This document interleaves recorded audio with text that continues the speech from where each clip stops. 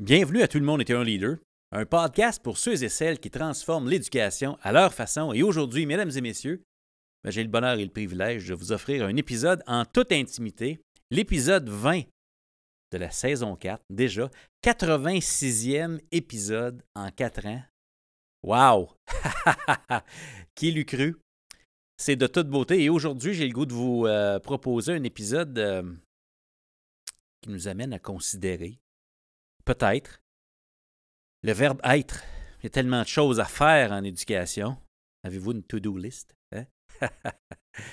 Tout le monde a ça, une to-do list. Ouais, tellement de choses à faire. Mais tout ce qu'on fait dépend de qui on est. Tout ce qu'on fait dépend de qui on est, vient de qui on est. Et puis, j'ai le goût d'aborder cet angle-là avec vous aujourd'hui.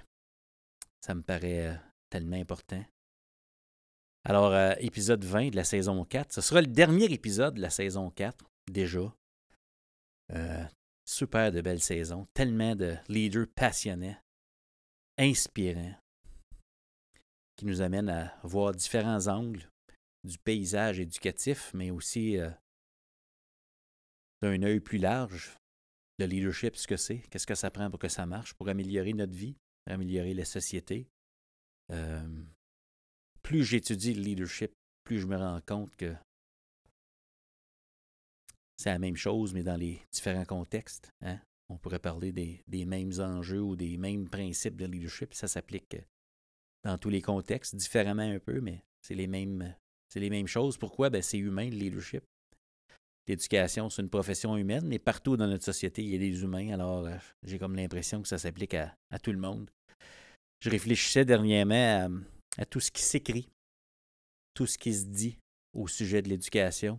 Ça change encore une fois, encore plus rapidement cette fois-ci, avec l'arrivée de l'intelligence artificielle qui va refaçonner non seulement comment on apprend, comment on enseigne, mais notre société va influencer grandement l'économie, notre façon de vivre, notre façon d'interagir avec la connaissance, qui va nous amener peut-être à nous poser des questions sur l'avenir de l'espèce humaine, j'ose dire, de l'humanité. C'est quoi la place de l'humain? C'est quoi la place de l'économie là-dedans?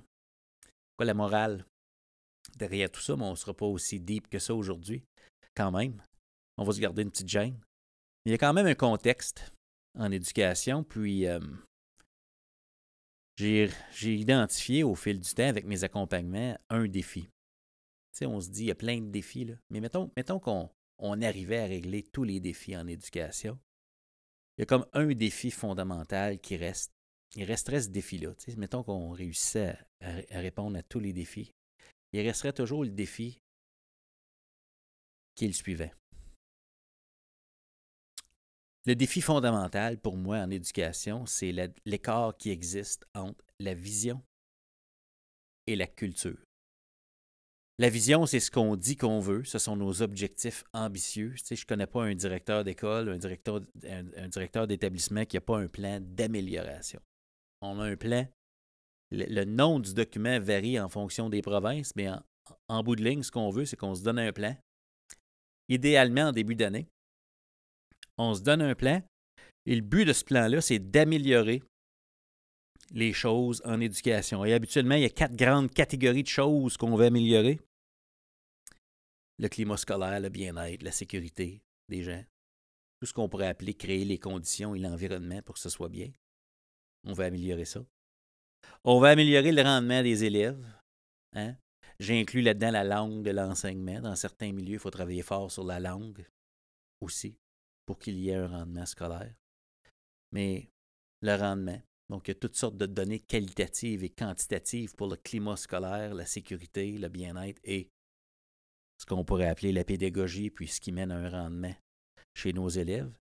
Il y a aussi ce qu'on pourrait dire le développement des compétences chez nos élèves. Plusieurs milieux ont, depuis quelques années, je dis quelques années, ça dépend du milieu, mais au moins une dizaine d'années dans certains milieux, on s'est donné un profil de sortie d'élèves. En d'autres mots, on ne se contente pas de voir le rendement des élèves, on se dit quelle sorte d'humain ici on tente de façonner. J'allais dire produire. Des fois, ça a l'air d'une chaîne de production, hein, l'éducation, de la façon que c'est organisé. Mais je pense qu'on veut façonner. Éduquer, c'est amener les jeunes à prendre leur place. On a comme une vision de cet humain-là. Au-delà des données, il y a comme une qualité d'humain qu'on tente de façonner. Parce qu'on nous confie certains enfants, on se dit, regardez vos enfants, si vous choisissez notre établissement, il y a un programme d'enseignement, oui, il y a un climat scolaire, mais voici ce qu'on tente de façonner comme type d'être humain. Puis ça nous amène à parler de nos valeurs, parler de nos convictions, parler de notre vision de l'éducation. Et puis, c'est très inspirant de vouloir travailler, d'amener les jeunes vers ce modèle-là d'être humain, qu'on se dit, hey, ça, on veut des jeunes engagés, on veut des jeunes éthiques, on veut des apprenants à vie, on veut des jeunes qui sont capables de réfléchir avant de prendre des décisions, tu sais. Il y a toutes sortes de compétences. On veut des entrepreneurs, on veut que les jeunes deviennent les entrepreneurs de leur vie. Il y a toutes sortes de mots qu'on met sur ces profils de sortie d'élèves-là, sur le bagage qu'on aimerait que porte chacun de nos élèves, peu importe l'itinéraire d'études. On a comme une vision. Fait que ça, c'est comme le troisième grand morceau. Tu sais. Il y a le climat, il y a le programme puis le rendement scolaire, mais il y a aussi le bagage de compétences, le type d'individu. Puis le quatrième enjeu qui permet de se rendre là, qui permet les trois premiers, c'est dans le fond, qui tentons-nous de devenir comme équipe? Parce que les jeunes qui nous sont confiés vont et viennent, tu sais. Nous, on reste. Une bonne question à se poser en équipe, bien, nous, qui sommes-nous en train de devenir? Si ça fait 1 an, 2 ans, 5 ans, 12 ans, 18 ans qu'on travaille ensemble, qu'on forme un nous, qu'on forme une équipe, j'ose croire qu'on veut faire le monitorage de nous, on est qui comme équipe? Qui sommes-nous en train de devenir? J'espère que la réponse, c'est de plus en plus cohérent, de plus en plus collaboratif, de plus en plus aligné avec les approches qui vont bien servir nos élèves actuels. Mais on travaille là-dessus. On travaille là-dessus. Et le grand défi pour tous les milieux, c'est de réduire l'écart entre la vision et la culture. La vision, c'est l'avenir. Hey, on aimerait ça être là-bas dans 1 an, dans 2 ans, dans 5 ans. Mais on est ici aujourd'hui. La culture, c'est quoi? C'est le moment présent. C'est ce qu'on fait. C'est ce qu'on est en mesure de faire présentement. On est rendu là dans notre pédagogie. On est rendu là dans notre capacité d'amener les élèves à s'élever, à devenir qui ils sont. On est rendu là. Ouais. Il y a toujours un écart. Et si on atteint nos objectifs, bien, le prochain plan va nous amener à viser encore plus loin. On crée par design un écart. Et c'est ce qu'on pourrait appeler le contexte dans lequel nous évoluons. C'est un contexte qui nous amène toujours à viser encore plus haut. C'est tellement stimulant parce qu'on doit devenir continuellement. Donc, le défi fondamental, c'est de réduire l'écart entre la vision et la culture. Et pour établir la vision, souvent, on s'appuie sur des données. C'est sûr, on veut être quand même objectif, on veut être cohérent. Donc, on regarde des données. Mais je ne sais pas si vous avez déjà fait l'exercice, mais les données, c'est le passé, toujours. Quand on regarde des données, c'est un portrait, peut-être d'hier, peut-être de 3 mois, peut-être de 5 ans passés, mais les données, c'est toujours le passé. La vision, c'est l'avenir. Et la culture, c'est ce qu'on fait aujourd'hui. C'est extraordinaire. Et dans son excellent livre Atomic Habits, je ne sais pas si vous avez lu ça, ce livre-là, l'auteur, c'est James Clear. Je le dis en anglais, c'est comme ça que c'est écrit dans son livre. You don't rise to the level of your goals, you fall to the level of your systems. On peut se fixer un objectif ambitieux, mais en bout de ligne, c'est la culture qui décide ce dont on va être capable. Ce qu'on fait aujourd'hui détermine l'avenir qu'on va être capable de créer. Il faut s'élever dans notre culture pour rejoindre la vision. Il faut grandir vers ça. Grandir vers ça. On pourrait dire que pour obtenir des résultats qu'on n'a jamais obtenus, il faut devenir des pédagogues, il faut devenir des personnes, il faut devenir une équipe qu'on n'a jamais été encore. Puis ça, ben, c'est tout un défi. C'est un défi de taille. C'est un défi de taille. Alors, tu sais, souvent, on entend en gestion ou au niveau du leadership, on parle de gestion du changement. Et dans certains milieux, quand les gens me font venir pour une conférence, pour une formation ou pour de l'accompagnement de plus longue haleine, avec du coaching, soit 1 à 1 ou de groupe, souvent on me dit « Ouais, Marius, ici, on a des objectifs, on a un bon plan, mais il faudrait changer la culture. » Je trouve ça intéressant, le verbe « changer la culture ». C'est pour ça qu'on parle de gestion ou de changement, puis je comprends parce que pas de changement, pas d'amélioration. Mais je me dis d'un point de vue de leadership, le verbe « changer » est possiblement pas le verbe le plus constructif à utiliser. Je m'explique, tu sais. Disons que je me présente dans votre milieu demain matin, là. Puis je dis « Bonjour, moi je m'appelle Marius, je m'en viens vous changer. » Ça vous tente-tu d'embarquer? Tu sais, ça vous donne-tu le goût, là, tu sais, let's go. Vous allez dire, à quelle heure tu t'en vas? Donc, il y a le verbe changer. C'est sûr que l'amélioration implique un changement, mais il y a un verbe plus intéressant. Le verbe choisir. Choisir. On veut partager le leadership.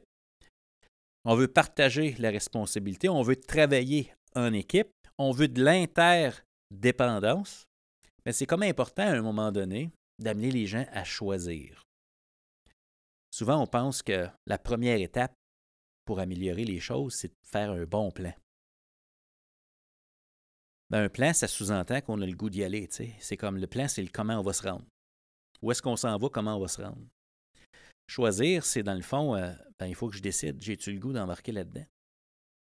Et une fois que je décide que, hey, sais-tu quoi? J'ai le goût de viser. Moi aussi, les objectifs ambitieux. J'ai le goût de peut-être choisir les meilleures approches qui vont nous aider à atteindre nos objectifs. Puis là, ben, ensemble, peut-être qu'on peut choisir notre culture. Michael Fullen parle de la cohérence. La cohérence, c'est quand on se comporte chaque jour comme des personnes qui visent ce qu'on dit qu'on vise. Michael Fullen affirme que la cohérence se crée entre les rencontres. On se rencontre pour collaborer, pour dire « OK, on s'en va là ». Quand on quitte la rencontre, ça paraît-tu? Les 2 semaines entre les rencontres, là. Est-ce qu'on a l'air des gens qui s'en vont où on dit, dans le plan, là, on s'en va par là? Wow! Wow! Donc, choisir plutôt que changer. Déjà là, ça veut dire qu'on va choisir ensemble, qu'on s'en va quelque part. Mais la responsabilité demeure individuelle. C'est personnel, changer son comportement. C'est personnel, s'aligner.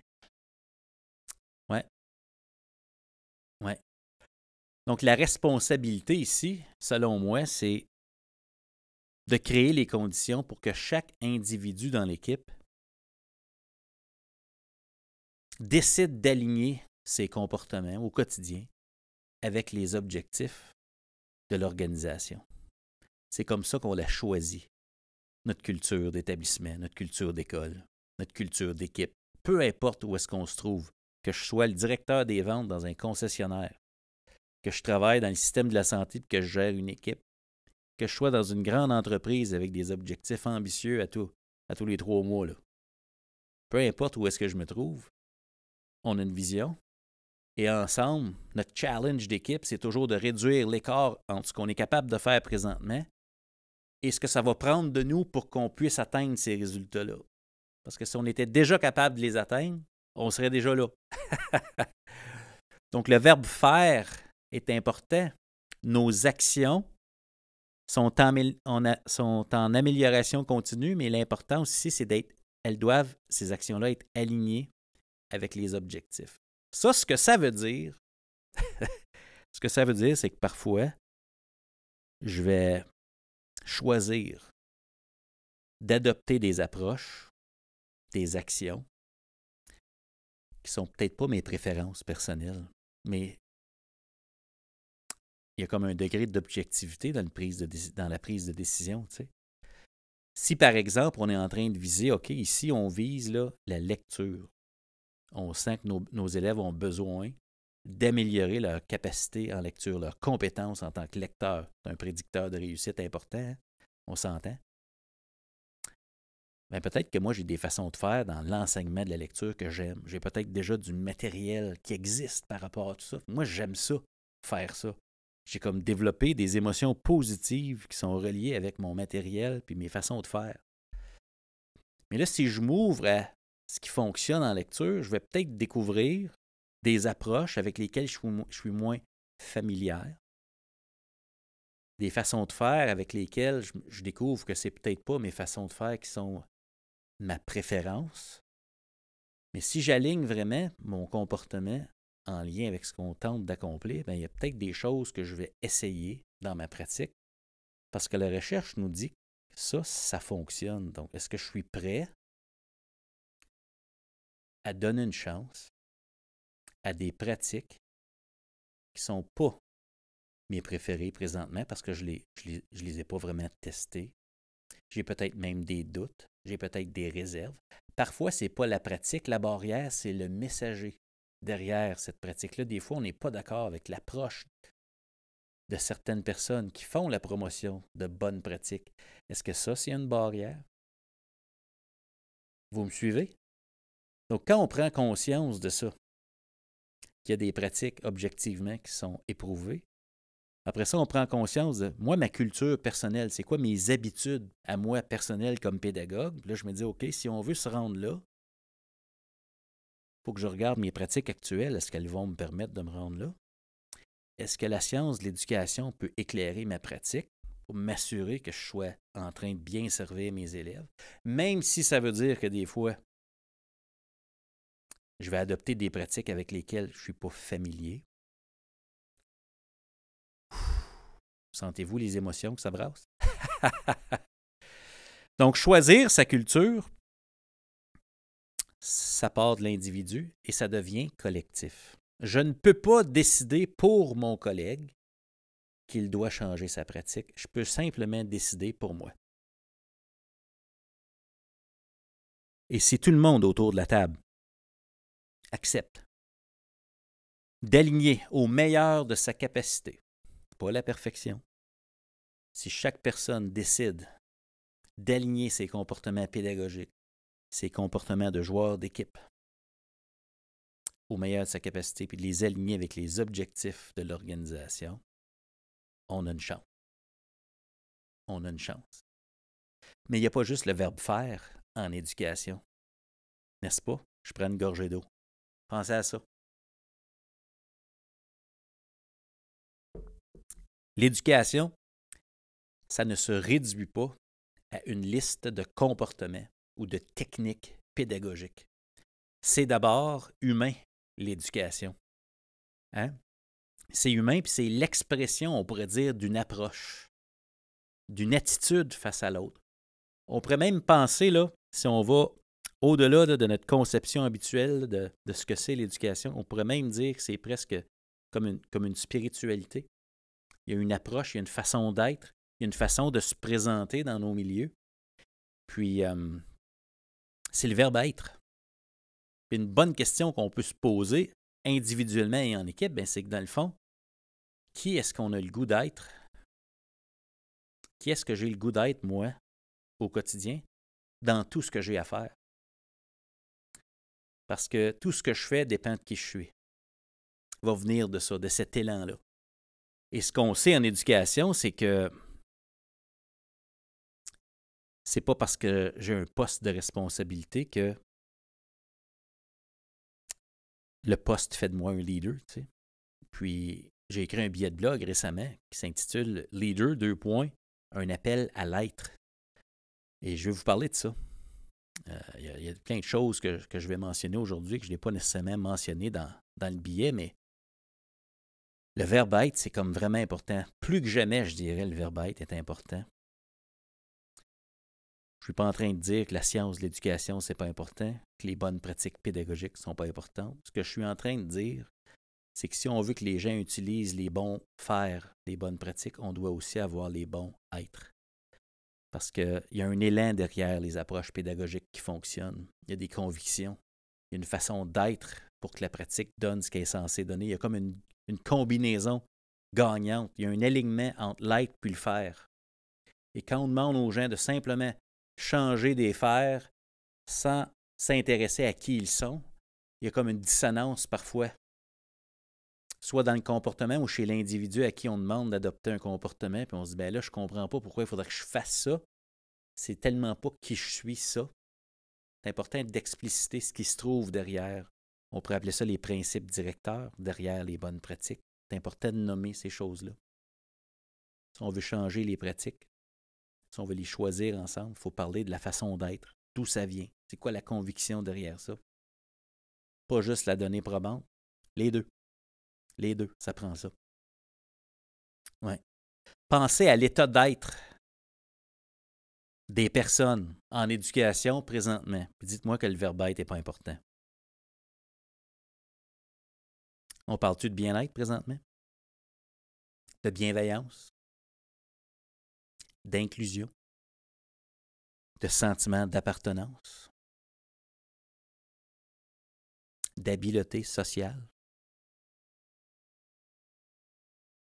Il n'y a pas juste le verbe faire qui va nous aider ici. Hein? Verbe être. De quoi ont besoin les gens autour de vous pour avancer ensemble? Que ce soit les adultes ou les enfants. Ouais. Et pour influencer tout ça, ben moi, la question que je vous propose, qui est une approche peut-être plus réflexive aujourd'hui, ben c'est qui ai-je le goût d'être dans tout ce que j'ai à faire? Parce que ça, je le contrôle. Ça, c'est moi qui décide ma façon d'être, comment je veux me présenter. Et je vous présente aujourd'hui 3 appels du leader. J'ai eu l'énorme privilège de vivre une retraite avec la Maison des leaders au mois de mars 2024. J'ai rencontré en personne pour une première fois M. Rémi Tremblay, un humain extraordinaire. C'était animé par Éric Lerest, autre humain extraordinaire. Et on a abordé toutes sortes de choses. Et de ce week-end-là, j'ai choisi peut-être aujourd'hui de vous partager 3 appels. 3 appels, dès qu'on se dit qu'on est un leader, puis on s'entend, vous le voyez sur mon T-shirt, si vous êtes dans YouTube, vous le voyez, je porte fièrement mon T-shirt. Tout le monde est un leader. Ça veut dire quoi? Ben, que tout le monde peut choisir d'aligner ses comportements avec les objectifs de l'organisation. Tout le monde peut choisir de mettre l'accent sur le verbe être. Ça améliore tellement le verbe faire quand on travaille là-dessus. Et le premier appel en leadership, c'est l'appel au courage. Être courageux. Ça demande du courage. Juste de se dire leader, n'est-ce pas? Mais le leadership, ce n'est pas une position, c'est une disposition. Tu sais, je peux être nommé demain matin DG. Ben, c'est pas parce que je suis nommé DG, que je suis nommé directeur des ventes, que je suis nommé conseiller pédagogique, que je suis nommé enseignant, que je suis nommé, peu importe le poste, j'ai une liste de responsabilités qui va venir avec le nom de mon poste, le titre de mon poste. Mais ce n'est pas parce que j'ai un titre en particulier que ça fait de moi un leader. J'ai intérêt à devenir leader puis à développer mon leadership si je veux m'acquitter de mes responsabilités, autrement je peux faire du dommage. Hein? Plus j'ai de gens à servir, plus j'ai intérêt à être leader. Plus j'ai intérêt à mettre l'accent sur le verbe être en passant. Parce que je suis au service de l'autre. Donc, où est le courage dans tout ça? Où est le courage? Ben, ce qui fait toute la différence dans un poste, c'est la personne qui occupe le poste. C'est l'être en poste. Dans l'organigramme, le titre, c'est, je ne sais pas moi, directeur d'école. Mais si le directeur d'école, c'est telle personne, le poste vient de prendre une forme en particulier. Et si on remplace la personne qui occupe le poste, c'est une autre personne qui va être là. C'est le même titre, mais ce n'est pas le même leader. Ce n'est pas la même chose.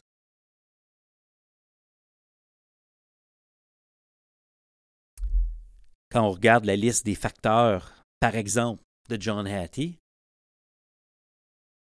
est-ce que tous les enseignants ont le même effet enseignant?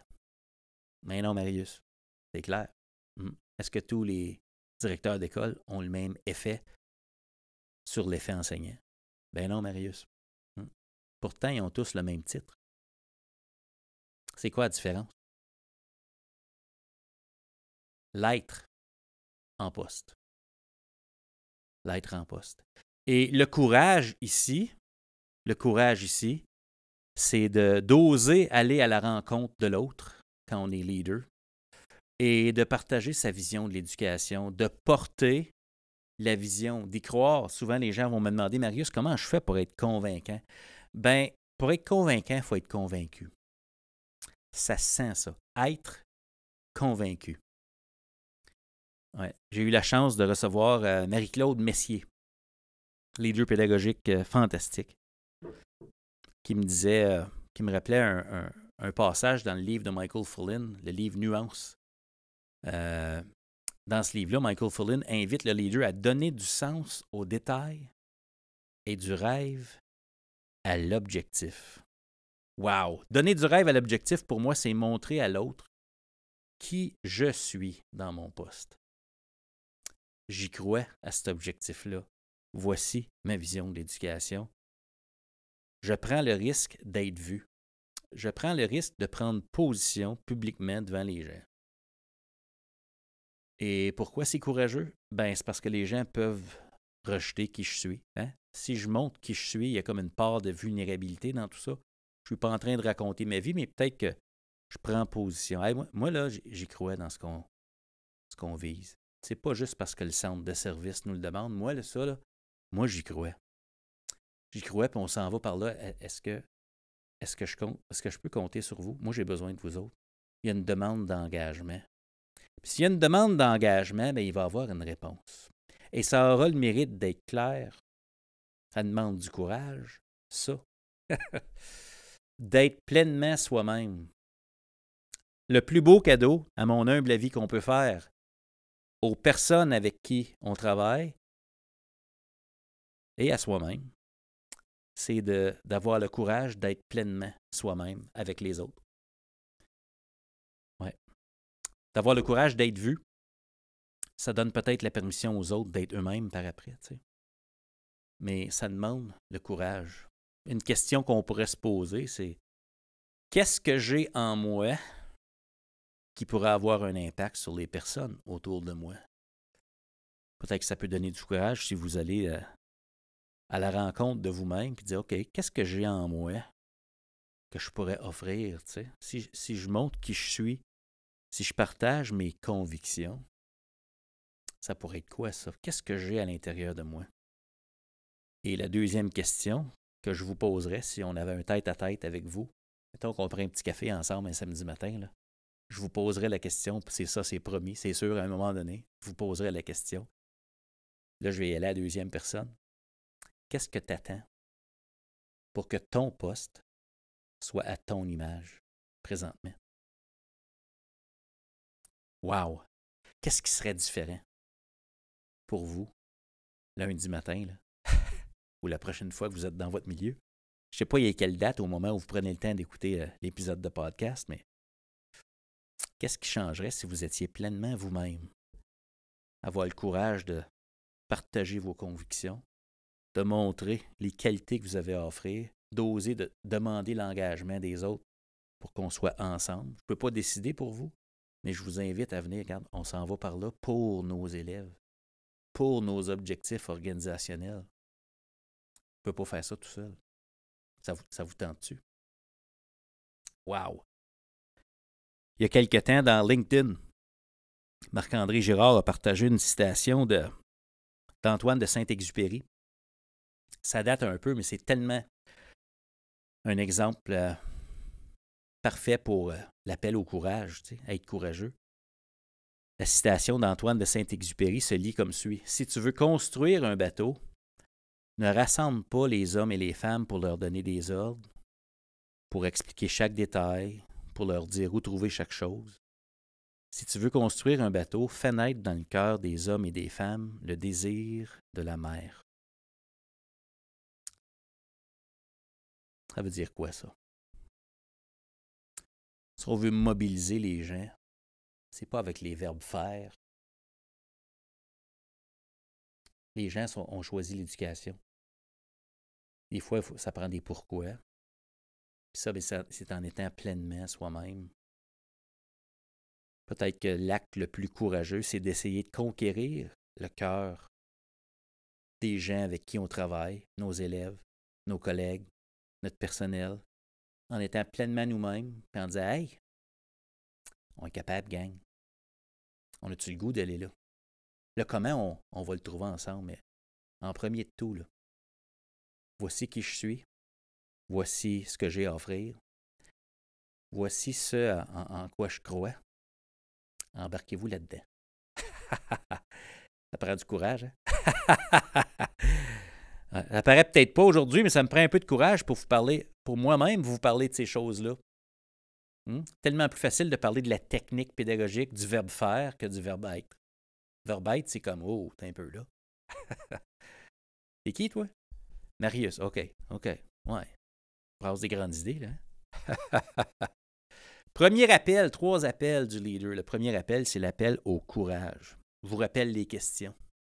Questions à réfléchir. Qu'est-ce que j'ai en moi qui pourrait avoir un impact positif sur les personnes autour de moi? Puis, qu'est-ce que j'attends pour que mon poste soit à mon image? Le deuxième appel du leader, c'est l'appel à l'humilité, à être humble.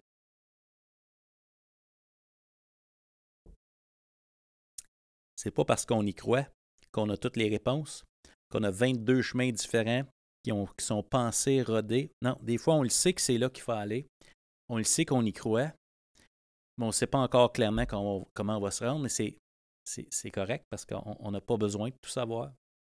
L'appel à l'humilité, c'est peut-être reconnaître qu'on ne sait pas tout et reconnaître qu'on ne peut pas porter à nous seuls tout le poids des objectifs organisationnels. Si je suis un enseignant, je ne peux pas porter le poids des 32 élèves. Ils ont une responsabilité d'avoir le goût d'apprendre. C'est eux qui doivent apprendre. Moi, je suis là pour créer les conditions, leur donner l'enseignement, faciliter l'apprentissage, utiliser les meilleures stratégies dans mon arsenal présentement, actuel, pour les amener à apprendre. Mais une chose que personne ne peut faire, c'est apprendre à la place des élèves. Ça demande de l'humilité. Il y a des jours à la fin d'une leçon où on se dit « Wow, les élèves m'ont dit dans l'objectivation, ont répété des mots là-dedans, là, ils m'ont dit qu'ils avaient entendu ça. Puis je le sais que je n'ai pas dit ça dans mon cours. » Les gens sont convaincus d'avoir entendu des choses en formation parfois, puis je le sais que je n'ai pas dit ça. C'est un processus très imparfait, l'enseignement et l'apprentissage, la communication, amener de la clarté, être explicite, être humble. Être humble. Le mot-clé ici, je pense que ce serait d'être bienveillant.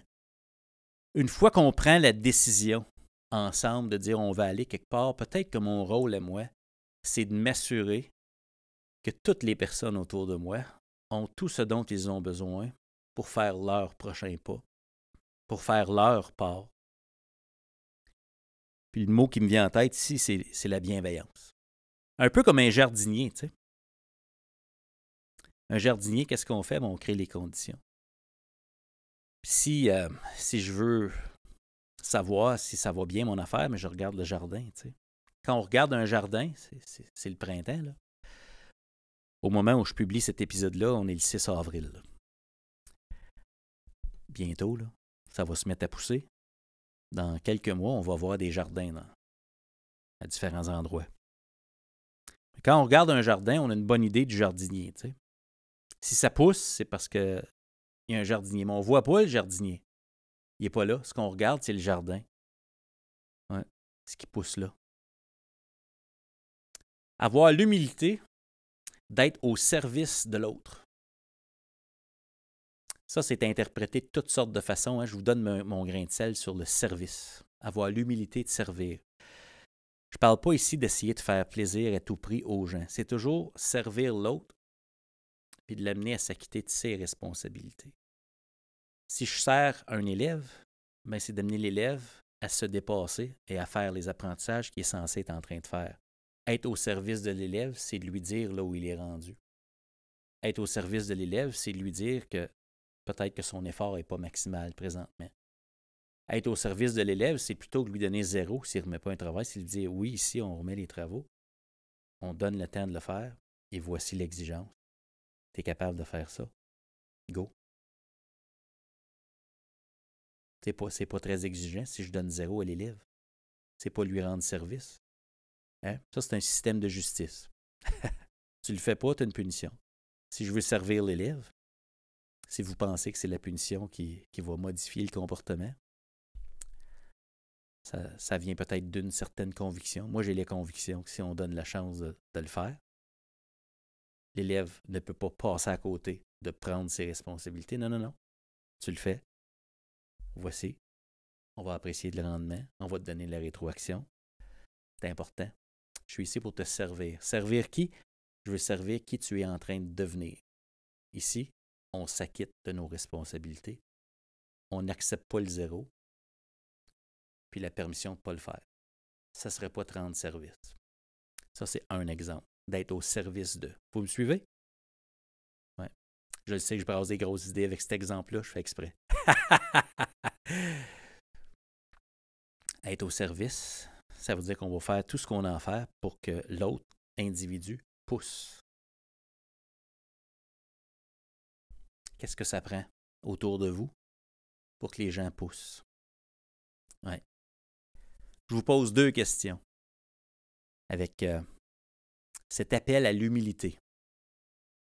Quelle est ma relation avec l'humilité et le service? Est-ce que je me sens bien avec l'idée de ne pas être en contrôle de tout, que je laisse une place à l'autre, puis d'être à son service, lui donner ce qu'il a besoin pour grandir? Je ne parle pas de faire plaisir, c'est pas l'éducation, là. Hein? Parfois, on a des conversations constructives et nécessaires qu'on pourrait appeler courageuses. Pourquoi?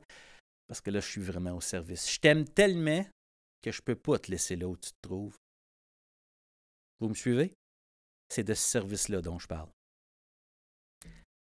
Et où sont mes opportunités de servir au quotidien? Donc, première question, quelle est ma relation avec l'humilité et le service? Deuxième question, où sont mes opportunités de servir au quotidien? Si je me présente dans mon milieu et que je cherche les opportunités de servir, croyez-moi, les opportunités sont partout autour de vous. Puis le troisième appel, on a le courage, ensuite l'humilité. Troisième appel, attachez votre tuque.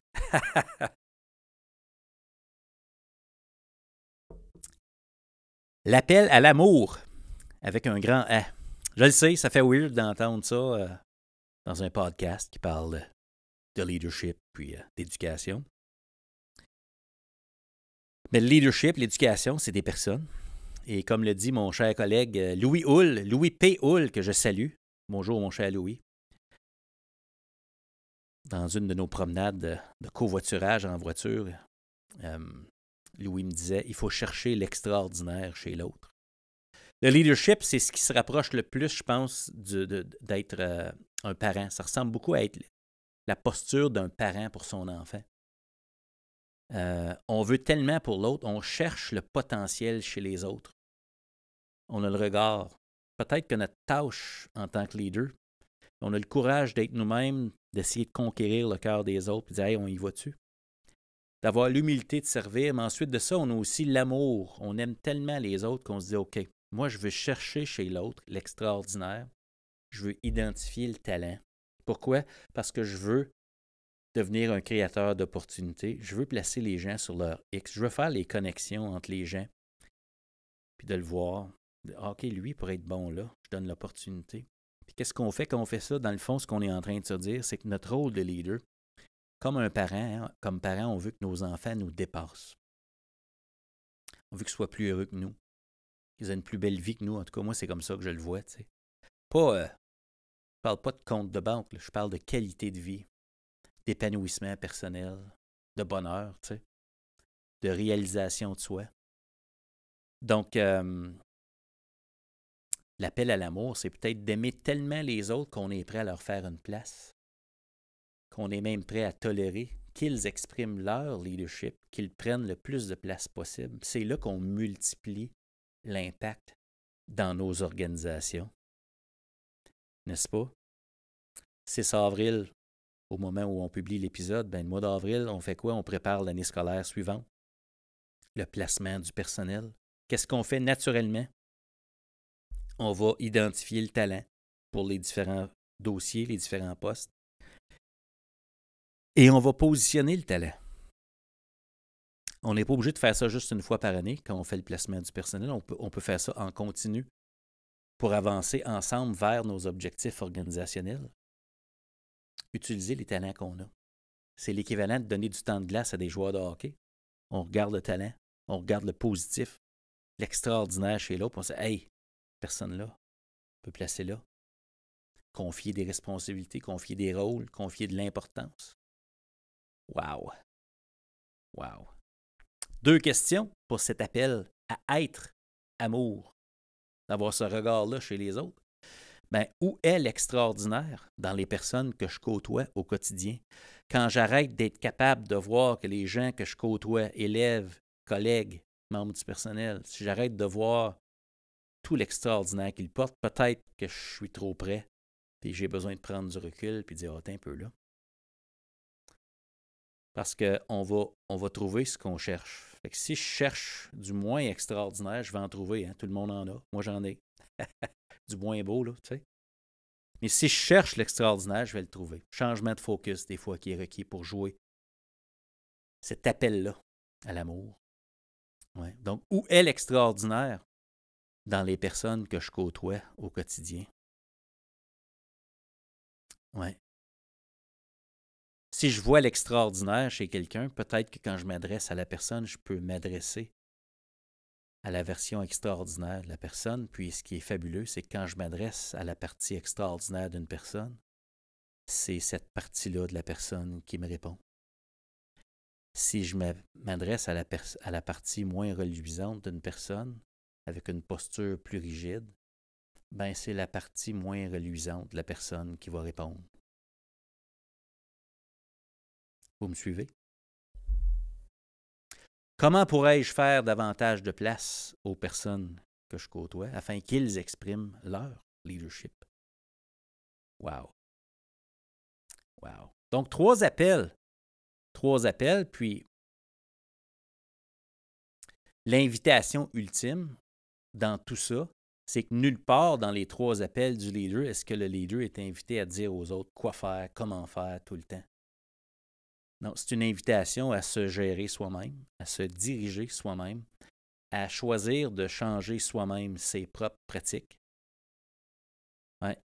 Comme le disait, je pense que c'est Rumi qui disait ça, une citation. « Hier, j'étais intelligent et je voulais changer le monde. Aujourd'hui, je suis sage et je me change moi-même. » Plus on s'améliore, plus on devient une personne attrayante à côtoyer. Puis ça, c'est une décision personnelle. Une décision personnelle. Et chaque fois que j'ai l'occasion de travailler avec les gens, je les invite à prendre cette décision-là. Comment peut-on espérer améliorer l'éducation si on ne s'améliore pas soi-même? Et pour moi, les 3 appels du leader qui mettent l'accent sur le verbe « être », pour moi, font toute la différence. Pensez aux différents milieux qui avancent. Les gens sont heureux d'être ensemble. C'est ça l'éducation, c'est être. Ce sont des êtres qui sont ensemble, en mouvement. Puis avec les 3 appels du leader, ils sont courageux, tout le monde ose être lui-même. Tout le monde a une posture de service. On veut servir les autres. Et on cherche l'extraordinaire chez les autres. Puis on se dit, my God, on est chanceux de travailler ensemble. Regarde ça, on s'en va où, nous autres, là? Wow! Si on essayait ça, mettre l'accent sur le verbe être, pas seulement le verbe faire, c'est tellement plus stimulant. Puis on va tellement plus loin. Je termine avec cette citation qui nous vient du petit Félix-Antoine Manoury. Citation que j'ai entendue lors du TEDx Ville-Marie en janvier 2024. Félix-Antoine qui nous avait dit « Être humain, c'est d'abord être ensemble. » et pour relever le défi fondamental en éducation, pour réduire l'écart entre la culture et la vision, bien, si on n'est pas ensemble là-dedans, ça donne quoi de faire tout ça? Être ensemble. Être et être ensemble. Wow! Merci d'avoir pris le temps d'écouter l'épisode d'aujourd'hui. Si ça vous intéresse, je placerai dans les notes de l'épisode le court billet de blog que j'ai écrit à ce sujet-là, puis vous allez voir un visuel qui reprend les 9 questions que je vous ai proposées aujourd'hui, questions de réflexion pour réfléchir à votre propre leadership. Si ça peut vous aider, peu importe le moment dans l'année où vous prenez connaissance de ce billet-là ou de l'épisode de podcast que vous êtes en train d'écouter, bien, merci de prendre du temps pour réfléchir à votre pratique. Je vous souhaite vraiment bon succès dans vos plus petits prochains pas, dans votre être, dans votre poste actuel. Et je suis certain qu'en mettant l'accent sur le verbe être, naturellement, le verbe faire va évoluer avec vous. Je pense que c'est James Allen qui dit ça dans un des livres de John Maxwell. J'ai vu ça je pense que c'est James Allen qui dit « Vous ne pouvez pas voyager intérieurement et rester immobile extérieurement. » Quelque chose comme ça. Mais quand tu mets l'accent sur le verbe être, c'est sûr que le verbe faire va évoluer. Donc, j'espère vraiment que ça vous aide. Et c'est ce qui met un terme déjà à la saison 4 du podcast Tout le monde est un leader. Quelle aventure, quelle évolution. Pour moi, le podcast, c'est comme un portfolio de rencontres, un portfolio de développement professionnel. Vous me voyez, je pense, évoluer dans mes réflexions devant vous. J'ai comme l'impression d'évoluer publiquement. Et je fais un petit clin d'œil à mon très cher collègue Frédéric Jean, le cancre pédagogue qui a son podcast aussi, qui a mis sur pied une initiative que j'appuie. Vous avez peut-être vu dans les visuels du podcast, de Balado Pédago. Allez voir la page Facebook. On est quelques personnes en éducation avec un podcast. C'est un regroupement de personnes. Puis l'intention de ce regroupement-là, c'est de peut-être mettre en valeur l'idée que prendre du temps pour se développer professionnellement en écoutant des podcasts, bien, ça serait peut-être important de reconnaître ça, que c'est une action, c'est un verbe faire, hein? C'est une action professionnelle qui a de la valeur. C'est peut-être pas une formation où il y a de l'enseignement explicite, mais c'est comme une continuité. Il y a la formation de base initiale, mais ensuite de ça, il y a tout le questionnement en cours de route. Puis le podcast amène les gens à se questionner. Il y a de plus en plus de gens qui apprécient ce médium-là. Donc, moi, je vous remercie de prendre du temps. Tout le monde est un leader, c'est important pour moi. Puis, au-delà de tout ça, ben, il y a l'initiative Balado Pédago. Allez jeter un coup d'œil. Il y a tellement de gens riches et intéressants à écouter. Donc, vous avez l'embarras du choix. Moi, je vous dis bonne continuation. Bonne fin d'année scolaire 2023-2024. Le mois de juin s'en vient. C'est le dernier stretch, comme on dit. Et puis, je ne sais pas ce qui s'en vient pour moi côté balado. J'ai de très beaux projets qui s'en viennent. Je n'ose pas me prononcer tout de suite. Mais c'est sûr que le podcast va se poursuivre. Je ne sais simplement pas à quel moment la saison 5 va arriver ou s'il y aura peut-être une saison hors série. Mais on continue de cheminer ensemble, mes très chers collègues. On ne lâche pas, puis ensemble, on transforme l'éducation. Merci, puis à bientôt.